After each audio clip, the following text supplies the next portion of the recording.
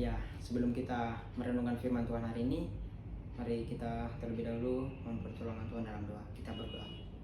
Bapa di surga, kami bersyukur, kami juga percaya kalau kami masih ada sampai hari ini semua karena anugerah, balas kasihan, kemurahan, dan cinta kasih Tuhan bagi kami.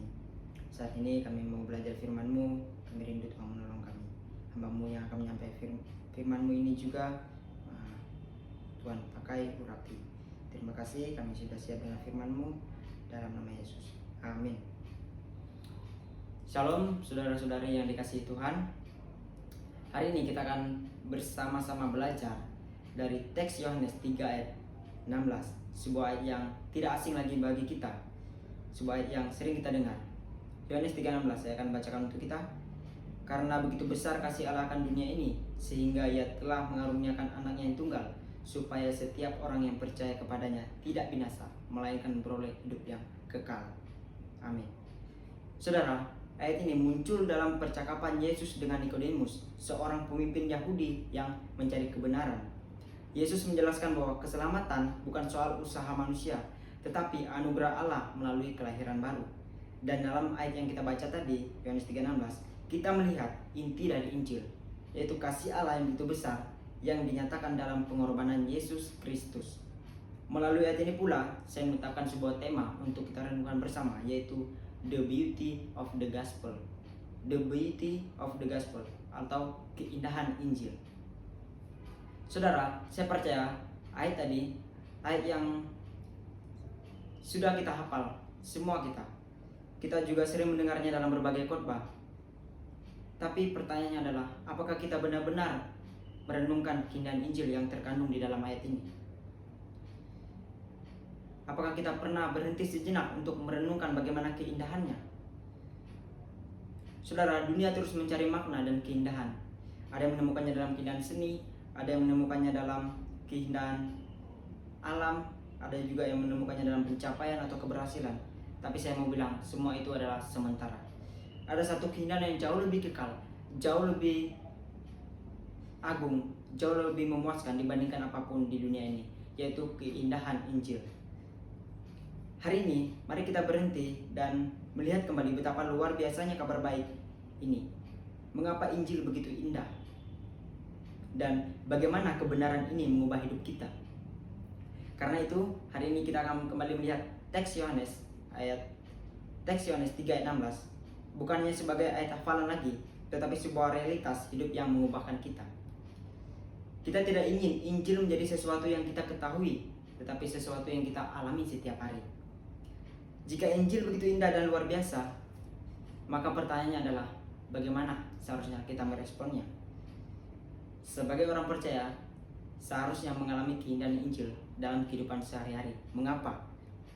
Karena dalam Yohanes 3 ayat 16 terdapat 4 aspek utama yang menunjukkan kepada kita akan keindahan Injil itu.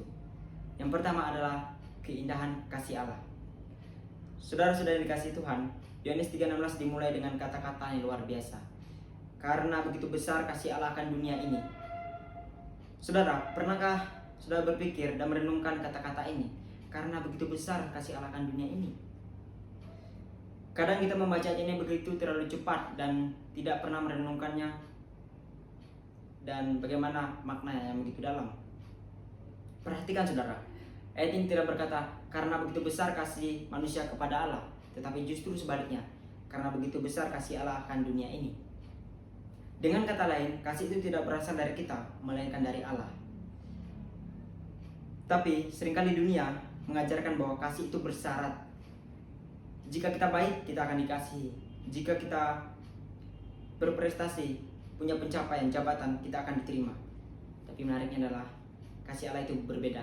Paulus dalam suratnya di Roma mengatakan, Roma 5 ayat 8 berkata, akan tetapi Allah menunjukkan kasih-Nya kepada kita oleh karena Kristus telah mati untuk kita ketika kita masih berdosa. Saya garis bawahi, ketika kita masih berdosa. Sungguh indah saudara. Namun seringkali juga kita berpikir bahwa kita harus membuktikan sesuatu kepada Tuhan agar Dia menerima kita. Seperti seorang anak yang merasa harus mendapat nilai bagus supaya tetap disayang orang tuanya. Namun saudara, kasih Allah tidak bergantung pada apa yang kita lakukan, tetapi pada siapa Dia, yaitu kasih itu. Kisah anak yang hilang dalam Lukas 15 menggambarkan ini dengan indah. Anak itu pergi menjauh, menghabiskan semua yang ia miliki dalam kesia-siaan, lalu kembali dengan rasa malu dan tidak layak. Namun sebelum ia sempat mengucapkan permintaan maaf, ayahnya sudah berlari menyambutnya, memeluknya, dan menerima dia kembali dengan penuh kasih. Demikianlah kasih Allah yang senantiasa menunggu kita kembali dan siap menerima kita. Saudara, saya mau katakan sekali lagi, kasih manusia berubah-ubah, tetapi kasih Allah tetap sama, kemarin, hari ini, dan sampai selama-lamanya. Jadi ketika kita benar-benar memahami ini, kita tidak akan hidup dalam ketakutan akan penolakannya. Sebaliknya, kita akan hidup dalam keyakinan bahwa kita dikasihi sepenuhnya.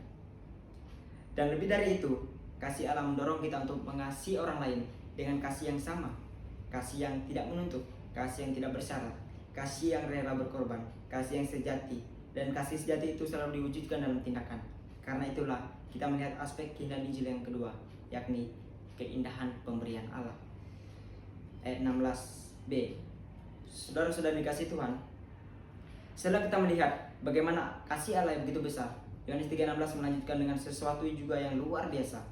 Dikatakan sehingga ia telah mengaruniakan anaknya yang tunggal. Saudara, kasih Allah bukan sekadar kata-kata. Dia tidak hanya berkata, aku mengasihimu, tetapi dia memberikannya dengan tindakan nyata. Dia memberikan sesuatu yang paling berharga baginya, yaitu Yesus Kristus.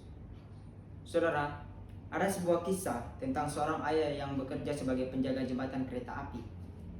Suatu hari, anaknya datang ke tempat kerja dan tanpa sengaja terjatuh ke dalam celah mekanisme jembatan. Tiba-tiba sang ayah melihat sebuah kereta melaju kencang ke arah jembatan. Ia dihadapkan pada pilihan yang sangat berat. Jika ia menurunkan jembatan agar kereta bisa lewat dengan selamat, anaknya akan terjepit dan mati, saudara. Namun jika ia menyelamatkan anaknya, maka ratusan nyawa di dalam kereta akan binasa. Saudara, dengan air mata yang bercucuran, ia memilih untuk menurunkan jembatan dan mengorbankan anaknya demi menyelamatkan banyak orang. Ketika kereta itu lewat, para penumpangnya tetap tertawa, bercakap-cakap, dan menikmati perjalanan mereka, tanpa menyadari harga yang telah dibayar untuk keselamatan mereka. Saudara, bukankah ini gambaran dari apa yang Allah lakukan bagi kita? Kita sering menjalani hidup tanpa menyadari betapa mahalnya harga keselamatan kita. Allah tidak memberikan sesuatu yang murah, Dia memberikan yang paling berharga, yaitu Yesus Kristus. Supaya apa? Supaya kita tidak binasa. Roma 8 ayat 32 berkata, Ia yang tidak menyayangkan anaknya sendiri, tetapi yang menyerahkannya bagi kita semua. Saudara, saya ulangi lagi bahwa kasih Allah tidak setengah-setengah. Ketika Dia memberi yang terbaik, termasuk keselamatan di dalam Yesus, merupakan pemberian terbesar dalam sejarah umat manusia. Tapi betapa sering kita menerima kasih dan anugerahnya tanpa benar-benar menghargainya. Seharusnya hati kita penuh dengan kekaguman dan rasa syukur. Karena apa? Pemberian Allah ini bukan sekadar tanda cinta biasa, tetapi bukti kasih yang sempurna. Namun saudara, kasih dan anugerah ini bukan sesuatu yang secara otomatis dimiliki oleh semua orang. Tidak, saudara. Ada satu respon yang Allah kehendaki dari kita. Keselamatan ini hanya bisa diterima oleh mereka yang mengambil langkah iman. Inilah keindahan Injil yang ketiga, yaitu keindahan kesederhanaan Injil. Ayat 16 bagian C. Saudara-saudara yang dikasihi Tuhan, kita telah melihat bagaimana Injil begitu indah dalam kasih-Nya dan pemberiannya. Tapi ada satu hal yang sering kita lewatkan, yaitu bahwa Injil itu begitu sederhana. Yohanes 3:16 berkata, bagian C, supaya setiap orang yang percaya kepadanya tidak binasa, melainkan beroleh hidup yang kekal. Perhatikan, Tuhan tidak meminta kita untuk melakukan sesulit atau memenuhi syarat-syarat berat untuk mendapatkan keselamatan. Tidak, saudara. Injil bukanlah sistem yang hanya bisa dimiliki oleh orang-orang tertentu atau hasil dari kerja keras manusia. Tidak. Tapi ya, Tuhan hanya mau satu hal. Tuhan yang meminta, yaitu percaya kepada Yesus. Itu sudah cukup. Tapi jika kita melihat sistem kepercayaan di dunia ini, hampir semuanya mengajarkan hal yang sama. Mengajarkan bahwa manusia berusaha untuk mencapai keselamatan. Ada yang mengajarkan bahwa kita harus bermeditasi supaya mencapai kesempurnaan. Ada yang mengajarkan kita bahwa kita harus melakukan banyak perbuatan baik supaya kita bisa diterima oleh Tuhan. Ada juga yang mengajarkan bahwa hanya orang-orang tertentu yang cukup suci dan baik yang boleh masuk surga. Namun Injil berbeda. Yesus tidak berkata bahwa kita harus mencapai sesuatu standar kesempurnaan dulu sebelum datang kepadanya. Ia tidak menuntut kita untuk membuktikan bahwa kita layak, saudara. Tapi ia hanya meminta kita untuk percaya kepadanya. Saudara, bayangkan seorang yang sedang tenggelam di tengah laut. Ombak besar menghantam, tubuhnya mulai lemas, dan ia hampir kehilangan harapan. Tiba-tiba sebuah kapal penyelamat datang dan seorang petugas melemparkan pelampung kepadanya. Petugas itu berkata, "Pegang pelampung ini, dan kami akan menarikmu ke atas kapal." Tetapi bayangkan jika orang itu malah berkata, "Tunggu, aku ingin berenang sendiri ke kapal. Aku harus membuktikan bahwa aku bisa menyelamatkan diriku sendiri." Saudara, ini adalah keputusan yang konyol. Saya percaya tidak ada orang yang hampir tenggelam, hampir mati dan lemas akan menolak pelampung itu. Apa yang ia perlu lakukan adalah ia hanya percaya kepada petugas dan yang menolongnya dan berpegang erat pada pelampung itu. Saudara, demikianlah Injil. Kita semua adalah orang-orang yang tenggelam dalam dosa, tidak mampu menyelamatkan diri sendiri, tetapi Allah dalam kasih-Nya telah melemparkan pelampung dalam tanda kutip keselamatan kepada kita, yaitu Yesus Kristus. Saudara, dengar baik. Jika keselamatan bergantung pada perbuatan kita, maka kita akan terus-menerus khawatir, saudara. Apakah saya sudah cukup baik? Apakah saya sudah cukup berdoa? Apakah saya sudah cukup beribadah? Tetapi karena keselamatan bergantung pada iman kepada Kristus, maka fokus kita beralih dari usaha kita sendiri kepada apa yang telah Yesus lakukan di kayu salib. Timothy Keller bilang begini, "Agama menjadikan kita angkuh dan sombong karena apa yang telah kita kerjakan sendiri. Namun Injil menjadikan kita berbangga karena apa yang Kristus telah kerjakan." Saudara, keindahan Injil ada dalam kesederhanaannya. Tuhan tidak meminta kita mencapai standar tertentu atau membuktikan diri kita layak. Tidak, saudara. Ia hanya meminta kita percaya. Namun, kasih dan anugerahnya tidak berhenti pada keselamatan saja. Ada sesuatu yang lebih besar yang Tuhan sediakan bagi setiap orang yang percaya kepadanya. Inilah keindahan yang keempat, yakni keindahan akan janji Injil. Ayat 16 bagian D. Saudara-saudari kasih Tuhan, setelah kita melihat betapa indahnya kasih Allah, pemberiannya, dan kesederhanaan Injil, kini kita sampai pada puncak keindahan itu, janji Injil yang kekal. Yohanes 3:16 bagian D menutup dengan sebuah janji yang luar biasa, melainkan beroleh hidup yang kekal. Allah tidak hanya menunjukkan kasih-Nya dengan memberikan Yesus Kristus, tetapi Ia juga menjamin keselamatan kita dengan janji yang tak tergoyahkan. Ini bukan sekadar janji manusia yang bisa berubah atau gagal, saudara, bukan, melainkan janji dari Tuhan yang setia dan tidak pernah berdusta. Bayangkan seseorang yang berjanji akan membantu kita di saat kita kewalahan, capek. Awalnya kita merasa lega karena tahu ada seseorang yang akan mendukung kita. Namun bagaimana jika akhirnya orang itu tidak menepati janjinya? Saya percaya kita akan kecewa. Tapi saudara, berbeda dengan manusia, Tuhan tidak pernah lalai menepati janjinya. Ketika Ia berkata bahwa kita akan memiliki hidup yang kekal, itu bukan janji yang bergantung pada perasaan kita atau keadaan kita. Memang ada saatnya kita merasa begitu dekat dengan Tuhan, tetapi ada juga saat di mana kita merasa lemah dan jauh dari Tuhan. Namun, keselamatan yang dijanjikan Tuhan tidak bergantung pada naik turunnya perasaan kita, tetapi pada kesetiaannya sendiri. Roma 10 ayat 11 berkata, "Barang siapa percaya kepadanya tidak akan dipermalukan." Saudara, janji hidup kekal ini memberikan kita kepastian bahwa dalam Kristus kita tidak akan binasa. Keselamatan kita bukan sesuatu yang sementara, melainkan sesuatu yang kekal. Karena itu, marilah kita tidak hanya menunggu dengan harapan, tetapi hidup dengan keyakinan penuh bahwa apa yang Tuhan janjikan adalah sebuah kepastian. Jika Allah telah memberikan kita hidup yang kekal, maka tidak ada sesuatu pun yang bisa memisahkan kita dari kasih-Nya. Janji ini bukan sekadar kata-kata, tetapi sebuah jaminan yang membawa damai sejahtera. Kita tidak perlu lagi hidup dalam ketakutan atau keraguan, saudara. Karena apa? Karena keselamatan kita telah dijamin oleh Dia yang setia. Jadi, kembalilah kepada Injil ini. Hanya dalam janjinya kita menemukan kepastian, pengharapan, dan hidup yang sejati. Amin. Sebagai penutupnya untuk kita sudah melihat betapa indahnya Injil dalam melalui Yohanes 3:16. Kita diingatkan bahwa kasih Allah begitu besar hingga Ia rela memberikan anaknya yang tunggal bagi kita.